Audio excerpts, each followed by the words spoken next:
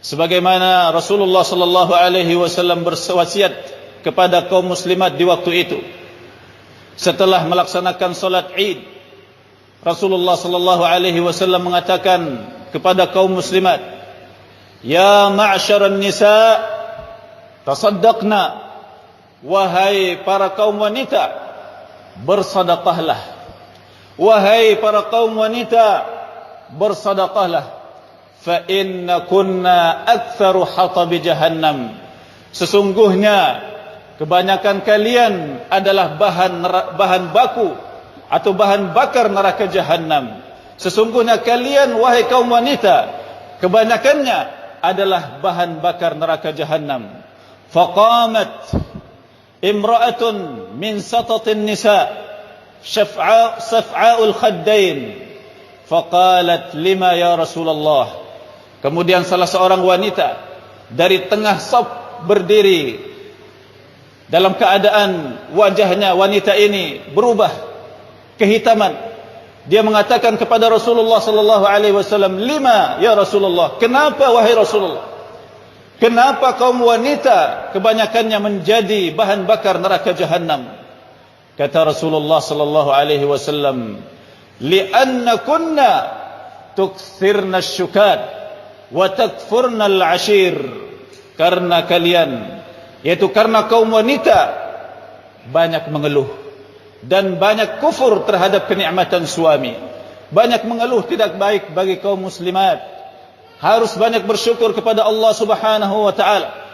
Sekecil apapun nikmat Allah Subhanahu wa taala yang Anda dapatkan, yang ada pada diri Anda, wajib disyukuri. Wajib disyukuri. Dengan itu kenikmatan Allah Subhanahu wa taala akan ditambah. Namun kapan dikufuri, maka nikmat Allah Subhanahu wa taala akan dicabut. Ma'asyiral muslimat wa ya ma'asyiral muslimin, rahimani wa rahimakumullah. Hendaklah kita banyak melihat yang lebih bawah, bukan melihat kepada yang lebih atas. Rasulullah sallallahu alaihi wasallam bersabda, "Unzuru ila man huwa asfala minkum wa la tanzuru ila man fawqakum." Hendaklah kalian melihat kepada orang yang lebih rendah, yang lebih bawah keduniaannya daripada kalian, dan janganlah kalian melihat kepada yang lebih tinggi keduniaannya daripada kalian. Fahuwa ajdaru alla tazdaru ni'matallahi alaikum. Itu yang lebih pantas agar kalian tidak meremehkan, nikmat Allah Subhanahu wa taala kepada kalian. Barakallahu fikum. Kemudian setelah itu, ma'asyiral muslimin, rahimani wa rahimakumullah, para wanita, para muslimat. Setelah Rasulullah sallallahu alaihi wasallam mengatakan demikian, mereka pun bersedekah dengan perhiasan mereka. Mereka melemparkan anting-anting mereka, melemparkan cincin-cincin mereka untuk disedekahkan. Ma'asyiral muslimin, dalam hadis ini terdapat padanya keterangan. Yang pertama, sedekah adalah sebab terpadamkannya murka Allah Subhanahu wa taala. Kemudian yang kedua, kebanyakan kaum wanita akan menjadi penghuni neraka. Yang ketiga, apa sebab wanita tersebut, kaum wanita menjadi penghuni neraka? Disebutkan oleh Rasulullah sallallahu alaihi wasallam, sebabnya adalah banyak mengeluh. Sebabnya adalah kufur terhadap nikmat suami. Kufur terhadap kenikmatan yang datang melalui perantaraan suami. Dan barakallahu fikum, dalam hadis ini terdapat padanya keterangan betapa bersegeranya para sahabiyat, para kaum muslimat di waktu itu, melaksanakan perintah Rasulullah sallallahu alaihi wasallam karena ingin diselamatkan dari siksaan Allah Jalla Jalaluh, karena ingin selamat dari neraka Allah Jalla Jalaluh. Mereka segera bersedekah. Ma'asyiral muslimin, rahimani wa rahimakumullah, ma'asyiral muslimat, barakallahu fikun, jauhilah banyak mengeluh. Banyak mengeluh adalah sebab kalian akan dilemparkan ke dalam neraka jahannam. Barakallahu fikum, banyaklah bersyukur kepada Allah Subhanahu wa taala. Disebutkan oleh para ulama bahwasanya Nabi Ibrahim alaihi salam suatu ketika berkunjung kepada anaknya, kepada putranya Nabi Ismail alaihi salam. Namun Nabi Ibrahim tidak mendapati Ismail alaihissalam di rumahnya. Nabi Ibrahim hanya mendapati istrinya atau menantunya. Dia mengatakan, di mana suamimu? Kemudian istrinya mengatakan, dia sedang berburu.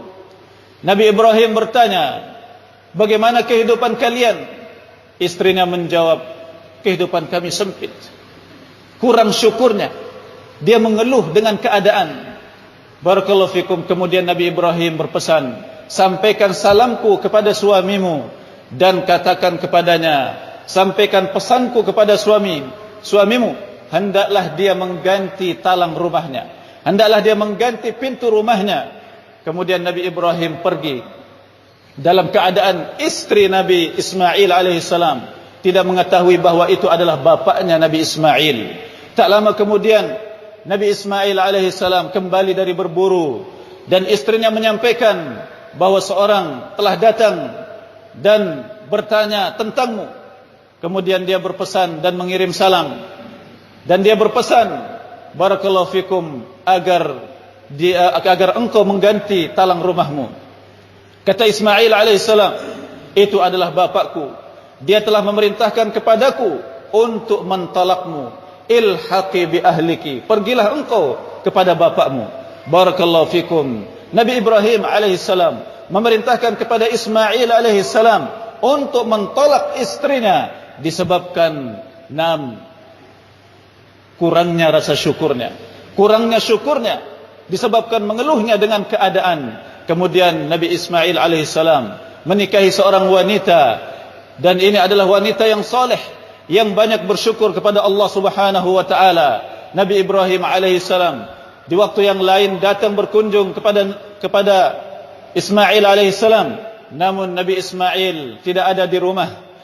Nabi Ibrahim bertanya kepada istrinya, mana suamimu?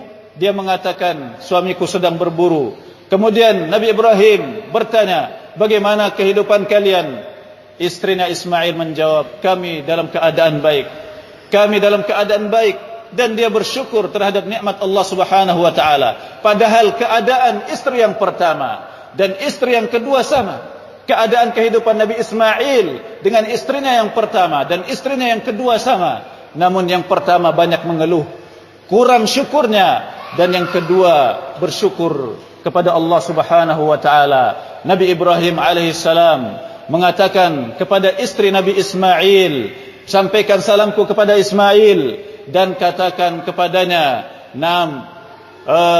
dan katakan pesanku kepadanya, hendaklah engkau mengokohkan talang rumahmu, hendaklah engkau mengokohkan pintu rumahmu. Kemudian Nabi Ibrahim alaihissalam pergi. Barakallahu fikum. Tak lama kemudian Nabi Ismail alaihissalam datang dan istrinya menceritakan tentang kunjungan seseorang, dan dia menyampaikan pesan orang tersebut bahwasanya dia mengirim salam dan berpesan, hendaklah engkau mengokohkan talang rumahmu. Kata Nabi Ismail alaihissalam, itu adalah bapakku Ibrahim.